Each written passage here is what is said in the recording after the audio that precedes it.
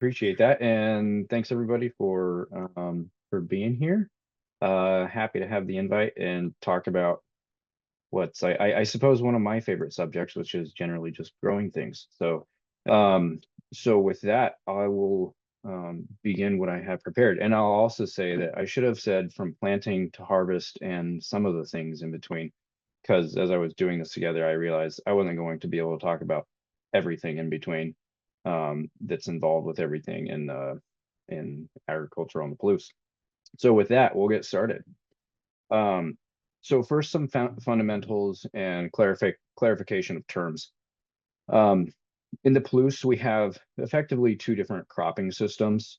We have annual cropping systems, which um, you have a crop on the land every single year.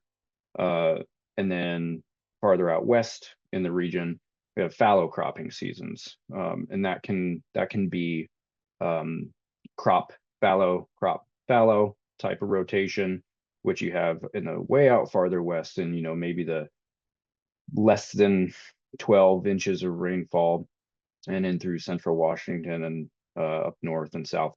Um, and then you have sort of transitional zones that are still fallow cropping systems, but they'll usually be incorporating a 3-year crop rotation, uh, a winter crop, spring crop, and then leaving a single uh, a single year as fallow. And we'll talk about fallow as we go forward, but there are different types of fallow. And for anybody again who doesn't even know what fallow might be, it's just letting the ground rest without a crop on it for the growing season. In our region, we do what's called dryland cropping, which has varying definitions, but generally defined as depending growing crops depending entirely on natural precipitation, with some definitions including the additional caveat of less than 20 inches of annual precipitation per year.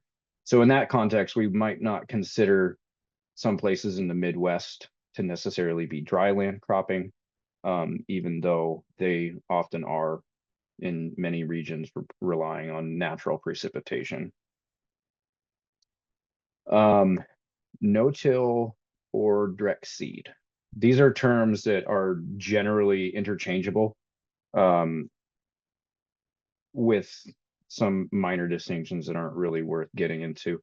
But generally is the practice of planting a crop in a single field pass or operation. So that means that everything that is required to plant the crop in the soil is done with one implement and one single pass. Um, so where was I? Conventional farming. Conventional farming is um, sort of something of a misnomer, to be quite frank. Um, Conventional farming anymore these days is increasingly more no-till or direct seed type systems. Um, but traditionally, conventional farming more or less refers to the practice of planting a crop in multiple field passes, which required multiple passes of tillage. Um, so generally when people speak of conventional farming, what they're referring to is lots of tilling farming methods that incorporate tillage. uh, Pesticide. This is a term that people often use somewhat incorrectly, to be honest. Um, and these aren't dictionary definitions; these are all my definitions, so take them with a grain of salt. But generally, any product intended to exterminate an unwanted organism, and these can't. So that is to say that a fungicide is a pesticide, an insecticide is a pesticide, an herbicide is a pesticide. And then beyond that, not all pesticides are created equal. So when you see a sprayer out in the field, um, it's it's not the case that what they're spraying is necessarily bad. And a lot of times people are spraying um, products that are specifically designed to enhance the soil or the plant, and aren't even necessarily killing anything. One example of these is uh, can be seen in a third-party certification that's kind of come in vogue, called the Salmon Safe certification. This is a third-party certification that basically restricts some kind of farming practices, and then has other requirements as far as conservation implementation. But they have a list of excluded herbicides, effectively, that they have um, determined by various means as being sort of the worst offenders. Um, it's not exhaustive, but all that to say, not all herbicides or pesticides, for that matter, are created equal. Some are very soft on surrounding organisms. Some are very severe. And then tillage, generally just any soil disturbing activity. And we'll get more into tillage here later. And a lot of this here in the next, throughout this time is going to be a lot of photos. And again, I could spend a lot of time talking about it, but I'll try to be quick because there are a lot of them, and we'll just give a broad idea of what's going on.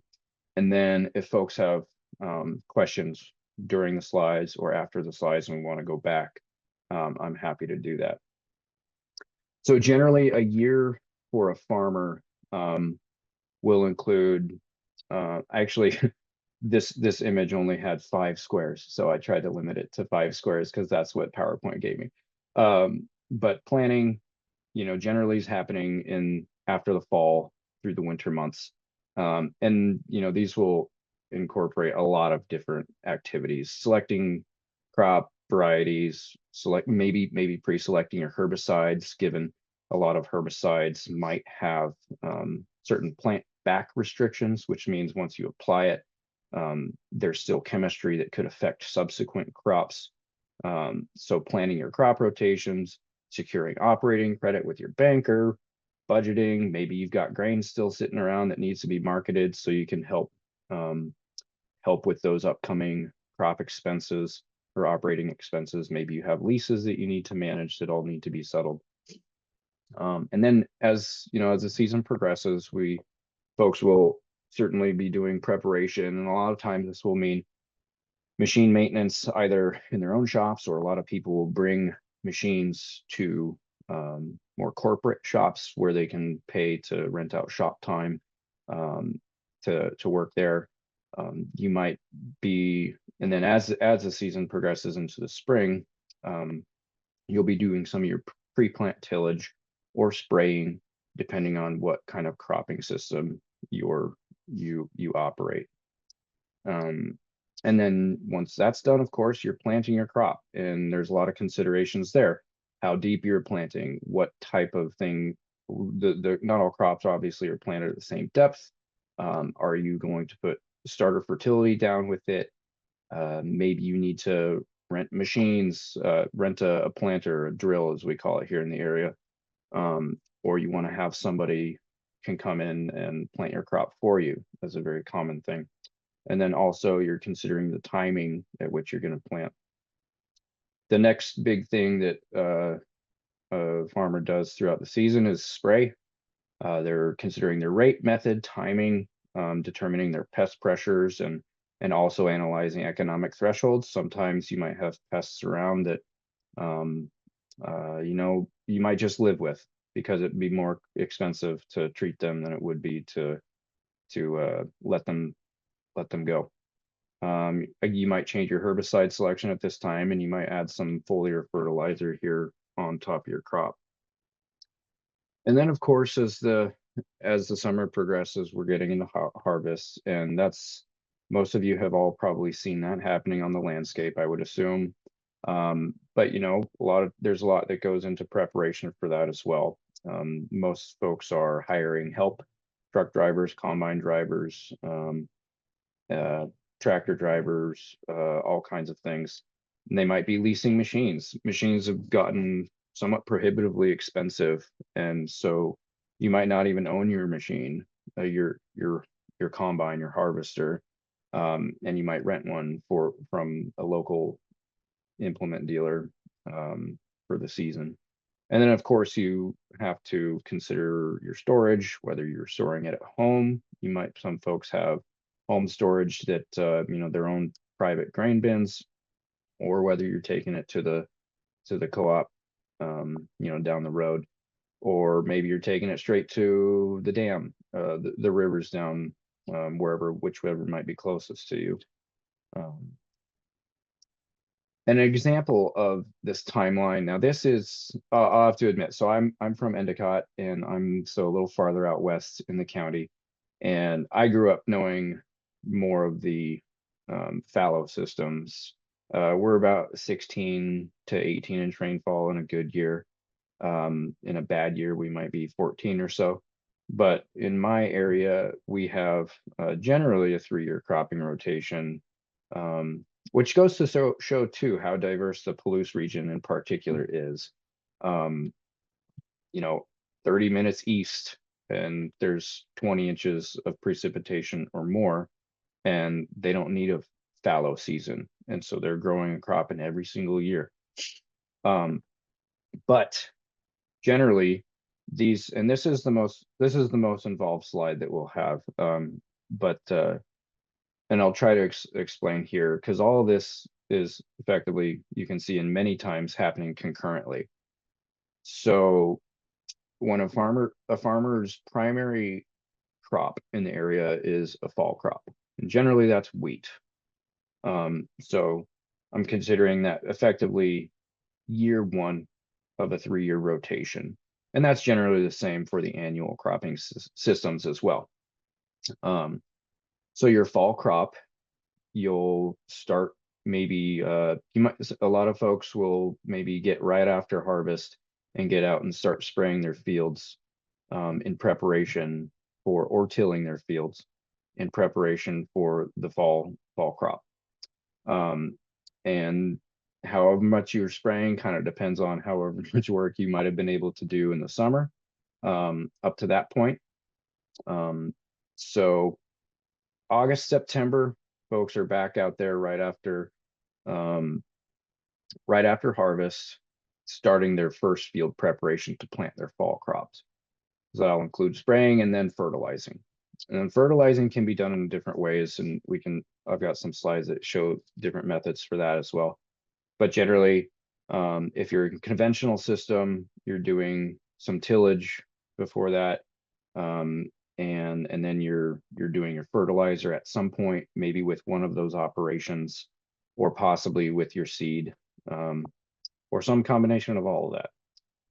And so then you're planting your crop in the fall, September on the early side. Some folks way out west can even plant their crops in August, or everything moves up in time as the farther west you go, effectively. I see Larry Cochran's in here with us. He's probably saying, he's probably thinking, September, yeah, right. Because there's a lot of stuff farther east, and Colfax area, Pullman area, that folks are still cutting in September, well into September, and sometimes October. After that, you're doing some in-crop herbicide, perhaps, depending on the conditions. And all these certainly come with caveats. And you might not need to do in-crop herbicide. Oftentimes at this time of the year, you'd be doing a pre-emergent herbicide of one sort or another. And a pre-emergent herbicide is different than, say, a topical or a systemic herbicide, wherein a pre-emergent herbicide is designed to kill a seedling rather, before it even, as it's sprouting, effectively. So this is a good time to get at fall germinating weed species if you have that type of pressure. And then you're just watching it over the winter time. Of course, not much to be done at that time. As April and May come through, you're considering another round of in-crop herbicide on your winter wheat. And that's typically required, just because of various weed pressures. In our area, we have different weed pressures at different times of the year. So generally, you'll have weed pressure in the fall of various varieties, and then springtime will bring another flush of different weed pressures. So people are almost always out there spraying their winter wheat as one of the earlier applications in the springtime. As the summer progresses, June is usually a bit of a reprieve for everybody. You get to sit back and watch and see everything green up and grow and fill out that seed head. And also a lot of farm tours and conferences during this time, exhibitions during the month of June. And then also in June, or perhaps earlier, you might consider doing fungicides depending on, again, various disease pressures. It's not always required. Some years are better than others. And oftentimes that'll be flown on by plane because the crop will be quite large at that point. And then of course, July and August, as the summer gets quite deep and everything's hot, we're cutting.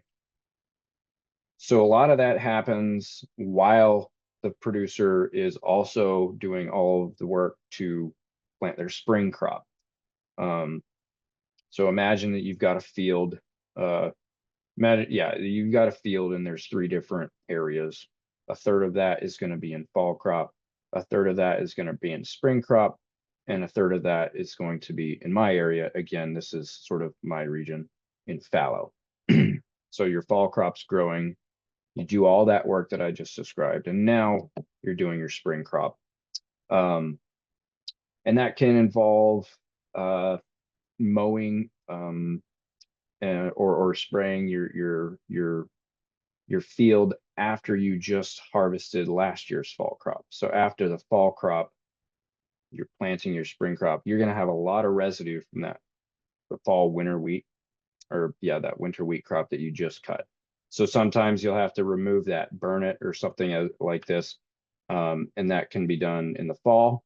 And then often in the fall too,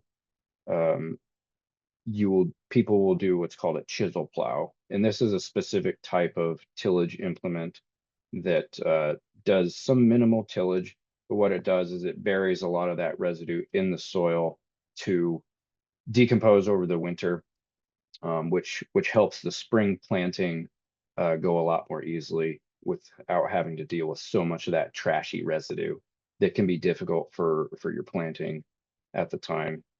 And then again in March and April, you're doing your pre-crop herbicides that will usually include, generally people around here are going out and they're spraying glyphosate over the field to kill all of the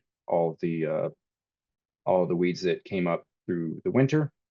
And then you're fertilizing, or again, maybe that's going down with the time of planting. And then of course you're planting and you're proceeding with all the rest of the same, all the same things that you would do with your fall crop. And then your fallow, this will happen after your spring crop is harvested. So you'll have a little bit of residue there on the soil. And so you might be spraying your fallow starting August or September after you've harvested. And then you'll spray again in the springtime. Maybe you'll spray again, maybe you'll spray twice in the fall. Not generally, but you'll usually do one spray before the fall as conditions require. And then you're spraying again in the spring and all through the summer. And so that would be describing what's kind of a minimum tillage system, where you're not necessarily planting in a single pass. You've got a few passes. You're putting your fertilizer in with probably some sort of shank applicator, and then you're also doing maybe a fall chisel. And like I said, we can show you what that looks like. I think maybe this is a moment for questions. Are there anything in the chat, or does anybody maybe want to shoot a question out on the mic?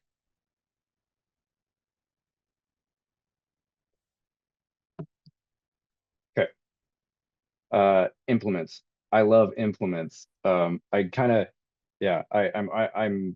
a hawk on auction sites and Craigslist and Facebook, and I just get really excited about implements because there's so many different things that people take such effort to design an implement to do. It's fascinating.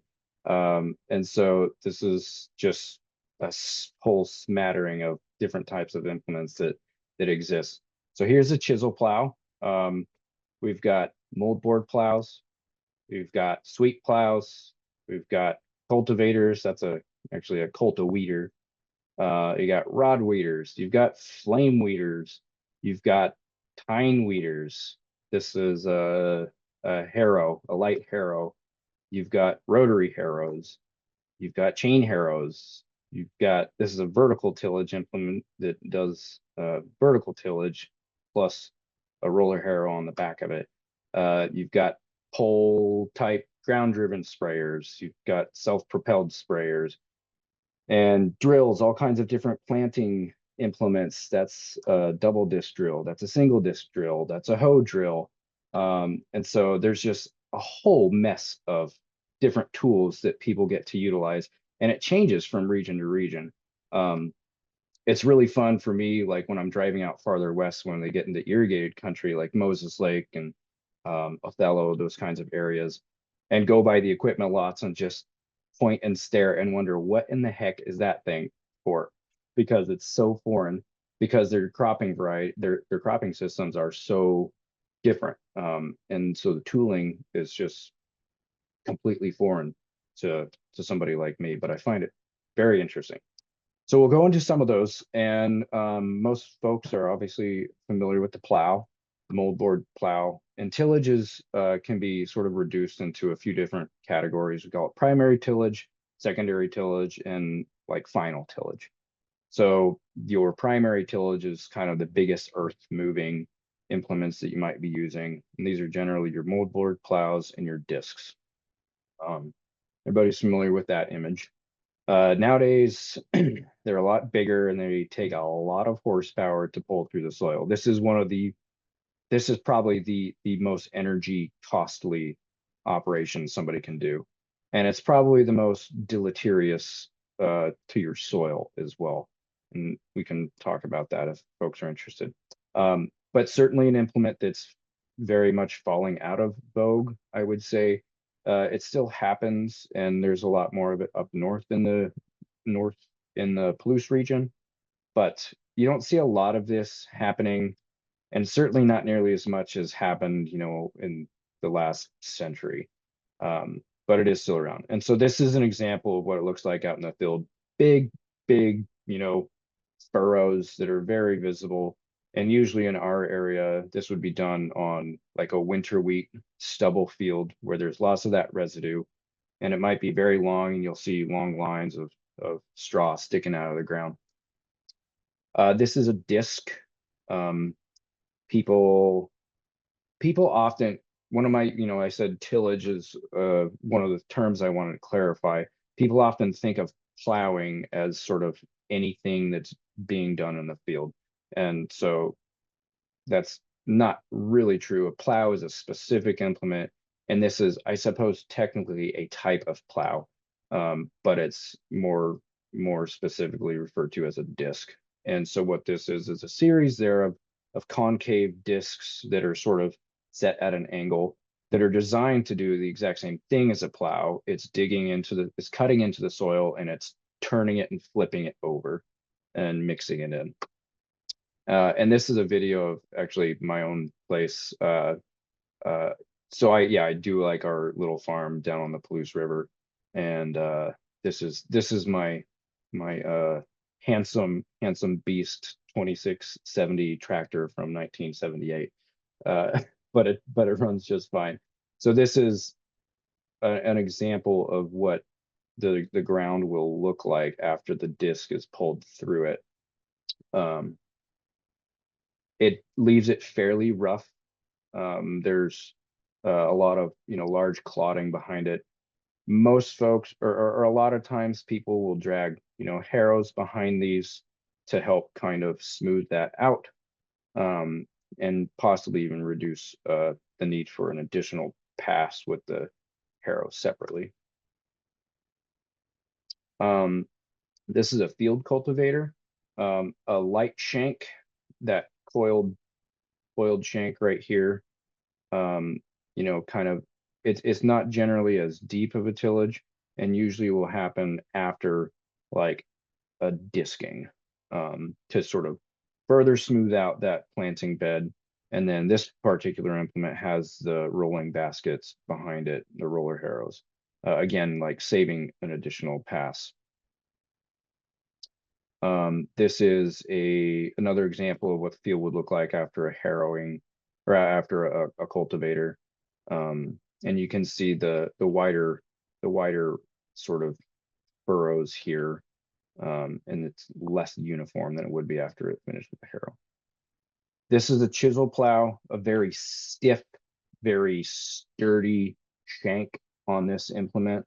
This is designed to go fairly deep, usually 8 inches or more.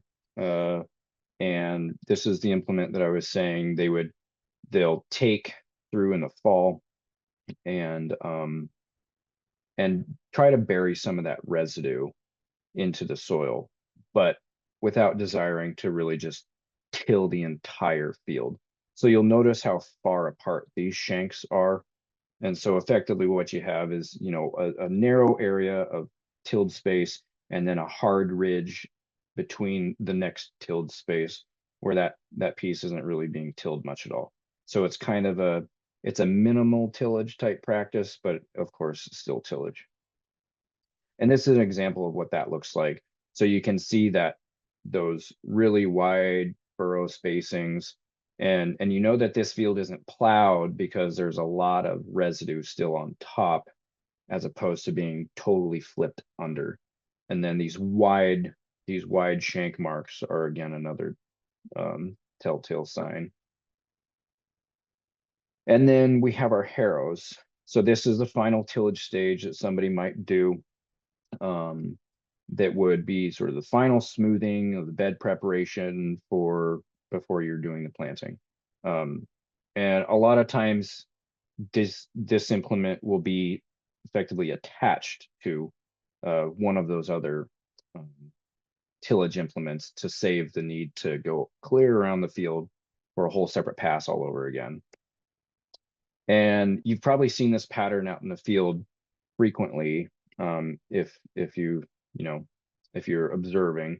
And this is accomplished with a harrow. This would be in a no-till system, where you're leaving all your residue on the field, and this would be the result of dragging the harrow through that field of straw, and then leaving these stark lines, these stripes in the field.